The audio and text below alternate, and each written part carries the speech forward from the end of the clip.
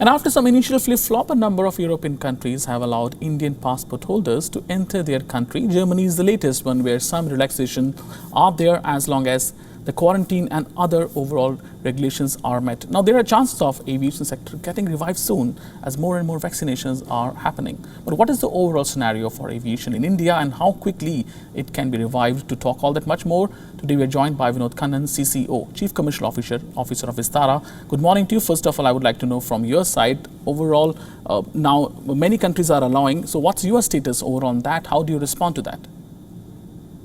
So firstly, Sumit, thank you very much for having me. I think it's been quite an interesting time for the Indian aviation market and for airlines in general.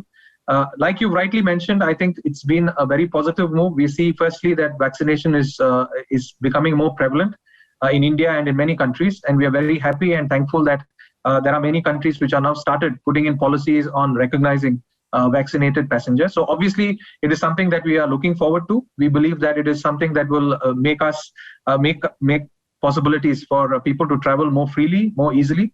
And of course, we embrace it and we are ready for this.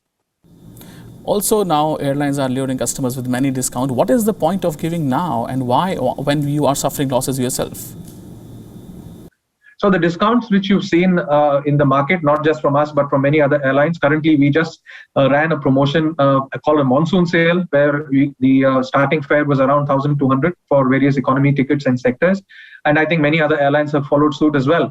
But most of these are for travel after the 1st of August, because as you might know, the Ministry of Civil Aviation has a fare band in place, and there are specific fare levels that need to be followed by various airlines till 31st of July. But after that, from the 1st of August, given that there is now a lot more optimism in the air, I think many airlines, including ourselves, are putting out offers there to make sure that people are motivated to travel and find reasons to travel as well. WION now available in your country. Download the app and get all the news on the move.